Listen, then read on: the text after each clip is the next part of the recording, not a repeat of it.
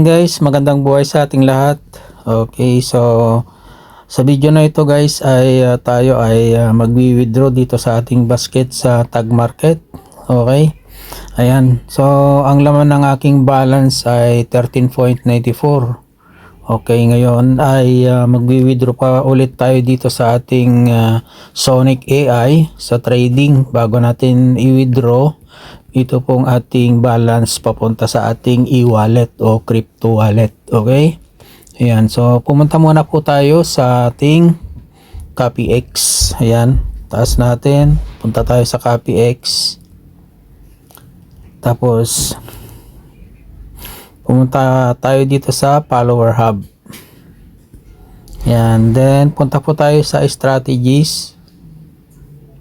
Ayan. Taas natin guys. Ayan, so dito tayo magwi-withdraw. Okay?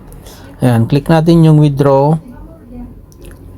So, dito sa available profit ko guys, mayroon siyang 14.76 na dollar. Okay?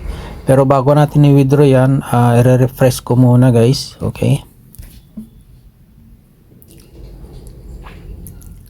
Ayan, tapos balik po tayo dito sa Follower Hub. Tapos, punta po tayo sa strategies. Then, taas natin. So, i-click natin ngayon yung withdraw.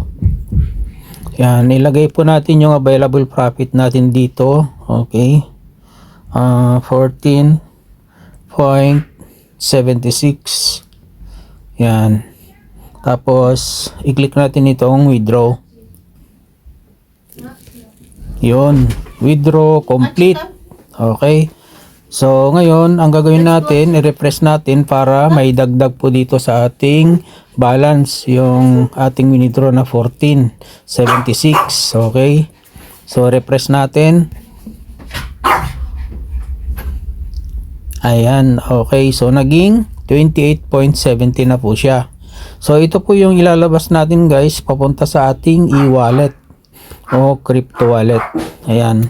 Ngayon, ang gagawin natin dito, click natin itong 4 lines. Then, punta po tayo dito sa Tag Wallet. Ayan. Tapos, itaas po natin guys. Punta po tayo dito sa Withdrawal. Ayan. Tapos, itaas natin.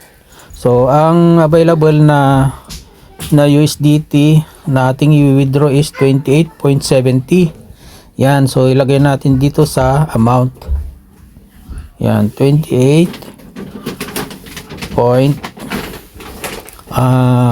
lang yung ilalagay natin guys. Iiwanan natin yung 20 na cent. Okay. Ayan. So, ngayon ay isasubmit na natin guys. Okay. Yan. Yung amount ay 28.50. Click natin yung submit request. Ayan. Tapos, itaas po natin. Ayan, so dito guys, please take a minute to review your withdrawal request before proceeding. The requested amount will be 28.50 taken out of your balance. Ayan, so yan po yung ating ilalabas, 28.50 na USDT. The amount consists of 28.50 by wire transfer. So i-click natin itong naka-highlight na blue. Okay guys, your attention is required. Please click here. Yan, click natin yan. Tapos, dito guys, ay meron po tayong dalawa na isi-select po dito. Dito sa withdrawal fund to account, click natin yung arrow dito sa select. Dahil pipiliin po natin o ilalagay po natin yung ating wallet address. Yan, okay. So, yan. So, pipiliin ko itong nasa unahan. Yan. Ngayon, nakaset na po yung aking wallet address. Tapos, dito sa withdraw fund via, yan, click din natin yung arrow. So, piliin natin yung crypto. Yan, dahil crypto po yung ginamit natin na wallet address. Ayan. So, ito po yung total amount nating withdrawin guys. 28.50 na USDT. Ayan. Ngayon, i-click na natin yung withdraw. Yun, success. Okay, your request has been submitted successfully. Ayan, okay. Ngayon, ang gagawin natin guys ay i-check natin yung ating email dahil sisend ng notification dun sa ating email dito po sa ating ni-request na withdrawal natin. Pumunta po tayo sa ating email. Ayan. Ayan na. Okay, tag market. Okay, so i-click natin ito guys. Okay, so nandito na guys. Hello, Loreto. Great news. We successfully received your withdrawal request. Here are the details. Ayan, so request ID number ay 1928227. Ayan po yung request ID number. O ito po yung amount, USDT 28.50 USDT. Ayan. Our dedicated back office team is already on it and will process your request as soon as possible. Ayan guys. So ngayon, ang gagawin ko dito, re-replyan ko kaagad para mag-reflect kaagad sa kanila na na-receive natin yung kanilang notification sa atin. Okay, so i-click natin yung reply. Tapos, okay. Thank you so much. I'm waiting. Yan. Okay. Okay, thank you so much. I'm waiting. And then, isi-send na natin guys. Simple lang yung ating reply. Okay, so, i-click na natin yung send. Yun, send. Nasa baba. Okay, so na-send na natin, na-reply na natin. Ngayon, ang gagawin natin ngayon guys ay pumunta na po tayo doon sa ating crypto wallet. Yan. Okay. Yan. Open natin yung ating crypto wallet. Ayan.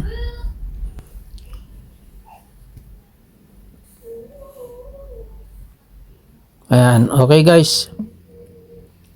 So, nandito na tayo sa ating crypto wallet. So, ang laman ng aking crypto wallet ay 0.24 USDT. Okay, so wala siyang laman, ano?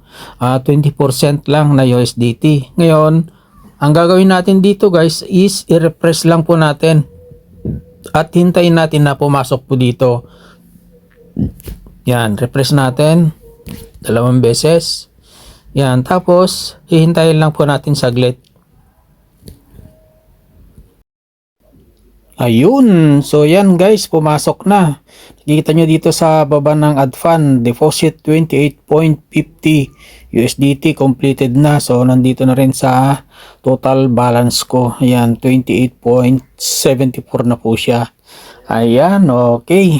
So yan guys, ganun po kabilis ang withdrawal po natin dito sa tag market. Okay, so ngayon mag-back po tayo, pumunta po tayo sa ating tag market. Okay. Ayan.